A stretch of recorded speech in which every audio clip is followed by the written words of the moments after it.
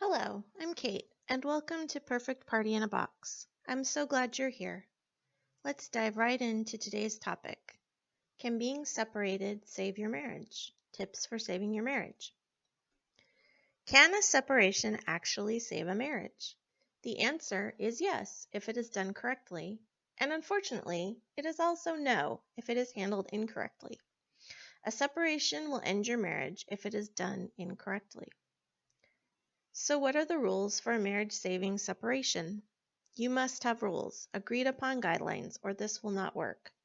The point of a separation is to understand what life would be like without the marriage and to figure out if you will be happier with or without the other person. It's also an opportunity to get some space, stop fighting, and break some bad patterns. It's a chance for self-reflection and to get clear on what you want for your future. This is almost impossible to do if you are fearful that you are losing your spouse, so you must stick to the separation guidelines for peace of mind. But you really have to stick with them or the separation won't work. Guideline 1. Decide on a time frame for the separation. I think anything longer than 6 months is a bad idea, but definitely not shorter than 3 months, because especially if you have kids, and this is really hard on the kids, but it's better than a divorce. So agree on the time frame so you can really feel what it's like to live without the other person, but not so long that you get comfortable in your new separate lives. Guideline number 2, live like you're divorced. Separation doesn't work if you are still sharing your bank accounts, eating dinner together, picking up the dry cleaning for each other, or one is still paying all the bills. It really won't work if you're still hooking up. Doing these things will give you a false picture of what divorce is really like. Couples who separate like this are more likely to get divorced because they don't completely understand what it will mean to divorce. It's going to be difficult, but it's important to do and go all out. If you are going to split custody of the kids, start the split now. Don't close any bank accounts, but do separate the money and live on those new budget amounts. Don't go to family or social get-togethers together. Live like you are truly divorced. It is going to be painful, but you need to get a clear understanding. Guideline number 3, agree on a dating policy. I personally think it is a bad idea to date during the separation because it is next to impossible to work out your marriage at the same time that you are cultivating a new relationship. But it can happen that couples who date other people during their separation do come back together because they realize what a good thing they had. They can realize that the grass is not always greener. Sometimes it's pretty rough out there.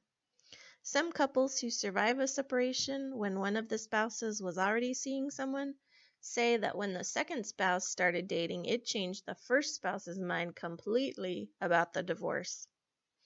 This is a dangerous path to take, though, because if either pair of the couple develops real feelings for another new and exciting person, it's very difficult to go back to the marriage.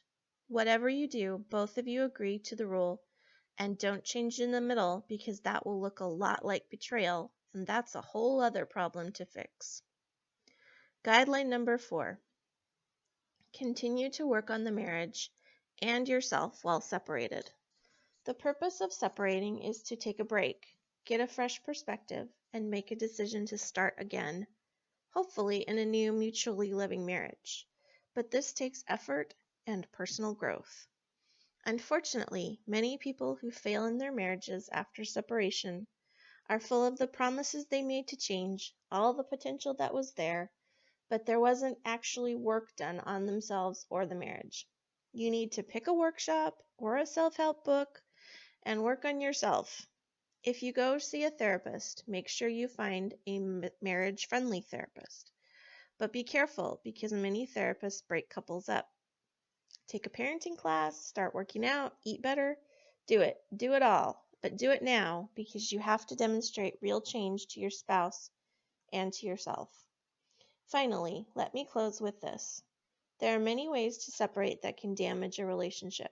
Maybe your separation has already damaged your marriage, but you can restart anytime. You can sit down with each other and decide to do this right and have guidelines and that your marriage deserves it. Your kids deserve it. Each of you deserves it. You deserve a chance to see if your marriage can be saved by taking a break. Thanks for stopping by today. If you enjoyed today's video and tips, please click the like button below.